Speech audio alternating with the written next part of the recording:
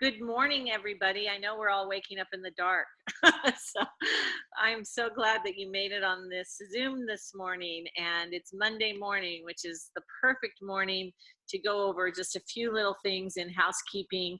And then I have an absolutely amazing speaker for us today. So first of all, what we want to do is we want to get out our trackers for the week and start a new week. Some of you may start on Sunday, some of you may start today, but definitely want to start your new tracker and, go over, review your tracker from last week, kind of see what you did, what you weren't able to do, kind of highlight, the things that were incredibly positive for you and go with that. Don't concentrate on, what you didn't do, but just be aware that, your tracker is there to kind of gauge what your activity is, and that's really what you want in growth. You want to gauge your activity of moving forward, and this week maybe you can look at it and maybe do a little bit better, do a little bit more for your business, for yourself, and so that's what the tracker's for. Now, one of the things that I want to have everybody put on their tracker for today is if you've already attended a regional this month, if you've already attended a regional training, put that next regional date on today's tracker so that you can start not only putting it in your calendar for yourself, but so that you can start bringing people with you, your new people that have joined your business, or maybe people that you want to re-engage in the business, or people that haven't been in a while. But when you have it in front of you, it reminds you to bring it up. So utilize your tracker to do that, and then of course start filling out the different RRPs that you have this week, or sit down so that you can see that activity is happening this week already, and really utilize that whole thing to your advantage. Okay. All right. So here we go. I am super excited because, as you know, the EPIC team is reading the 15 Invaluable Laws of Growth. And so by the end of the month, we're all supposed to have read the 3 chapters. I'm on Audible, so and I'm on 1.5, so I've already gotten my 3 chapters in. I'm now on to my 4th chapter, but for all of us reading the book together, and it is such an amazing book. It's kind of like a textbook. I mean, it's something that I feel like I can go over and over and over and over again. And so I'm so blessed today because I had a great conversation this morning at 6 a.m. with SummerSandford, and some of you may or may not know Summer. She is a national marketing director here at Nerium, and she's also a certified coach, trainer and Summer, forgive me if I didn't say it all right, so you can let everybody know. But she is a John Maxwell trainer, and she is very, very wise and has amazing energy and is one of our favorite people. And we just feel so blessed that she is coming here to kind of share with you some of the things that she knows, and it just is perfect because we're reading this book right now. So Summer, can you unmute yourself, or do you need me to do it? I don't know. Can you hear me? There you are, SummerSandford, everybody. So excited. Thank you so much. Well, you know something, I have got to give it up for Annie because she is just such an amazing leader and one of those people that I've always aspired to be more like. And so you guys are in great hands with Annie and Robert. But yeah, I'm in the Woodlands, Texas. So it's a beautiful sunny day. And Annie was like, "Are you guys starting to get winter weather?" I'm like, "No, it's like 85 degrees here. It totally sucks." But that's okay. Because somebody else asked me today, they go, "How are you, Summer?" I go, "You know what? I'm blessed out."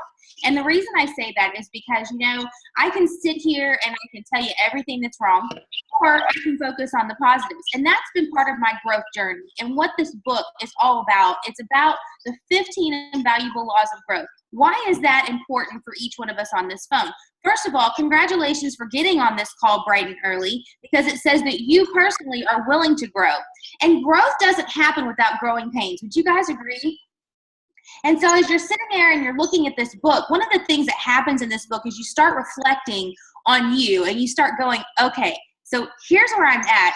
Here's what I really stink at. Here's what I'd really like to be good at. Oh my goodness, Robin, you are on the call. I'm so excited. Oh my God. Robin is one of my favorite people. And so, good morning, Robin. I know you're talking to me, but you're on mute. So So anyway, one of the things about John Maxwell's books that I'd really like to point out to you is it's so important to read the introduction, because he kind of takes you on this journey of why this book came to fruition every single time he writes a book. So if you're like me and you're like, let's just get to the meat of it, stop for a second, back up and read the introduction, because one of the things he talks about in the introduction of this book is how each one of us is filled with potential. And what this book is about bringing out that untapped potential. And so one of the first things he says the law of intentionality is the number one thing that you want to understand. He said there's two questions leaders should ask themselves. Number one, what can I do to grow myself? What am I doing to grow myself? And number two is, how can I help others grow? What am I doing to help others grow? So in our Nerium business, we're absolutely in a growth phase. Would you agree? Like, how many of you guys are willing to just kind of raise your hand and say, I'm good to stay right where I'm at? Like, no one, right? So that's why each of us are reading this book. That's why this book is so critical to our growth. There's her pretty face. Hey, Robin. So Robin has been on masterminds with me. I absolutely love seeing you. I haven't seen you in so long. You're totally distraction, because I just want to talk to you right now. So, okay, one of the things that happens in growth is that we tend to assume that just because we're getting older, we're growing. And that's kind of a big gap here, because how many of you guys know people who still have the same issues they had 20 years ago, who still are making the same money they were 20 years ago, who are afraid to make the jump, who are afraid to tap into their potential because they're totally willing to do nothing to get to where they want to be? Yet they have these high aspirations and goals. One of the things that John Maxwell will tell you is that most people have uphill goals and downhill habits. Uphill goals and downhill habits. See, uphill goals require uphill habits. And your habits are going to determine whether you have growth or not. Also, a big piece that John Maxwell will tell you is reflection. Being able to look back and say, wow, I really did this great. I really love the way this worked. Or, geez, I wish this went better. Here's what I think I can do to improve next time. The other thing John Maxwell says, it's not in this book, this is a little bit of side note, is that we spend so much time trying to be perfect at all things that we typically aren't good at anything. So one of the things that I started asking my friends is, number one, what is your growth plan? And, when I really started thinking about personal development versus personal growth, I kind of got tripwired, because I feel like personal development has such a negative connotation. Oh my gosh, I don't know how to turn this off. I'm so sorry. I don't know how to turn that dinging off. My husband set it up for me because I wanted it, and now I'm like, no, I really don't want it anymore. So now I'm stuck. So I apologize. But when you're looking at growth versus development, it's personal either way because it's your journey, but personal development means something's wrong with you and you need to fix it, like in my mind. And I don't know if any of you guys have ever thought this far about it, but I love the fact that he talks about personal growth, because growing is good. Growing means you've learned something that you can step off and do the next step and the next step and keep excelling. But personal development, while it's kind of the same connotation, it has this negativity to it that we kind of, I don't know, it sounds like a lot of work.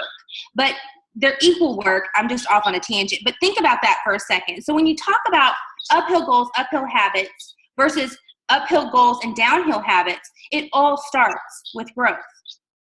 So if you're trying to climb a mountain, you take one step at a time. Have you ever heard of anybody sliding down to get up the top of a mountain? No, right? So most people don't think about the climb, and most people don't enjoy the journey of the climb. And so what this book does is it actually helps you realize that there are certain behaviors you can do that help you take that step. See, we all start this business with this uphill goal, right? And then we don't have that consistency. One of the things John Maxwell says is he says everything in life is about consistency. He said, but there's nothing sexy about consistency. Like going to the gym every day is not sexy. Eating healthy every day is not sexy. Doing your exposures every day is not sexy. Reading a book every day for many is not sexy.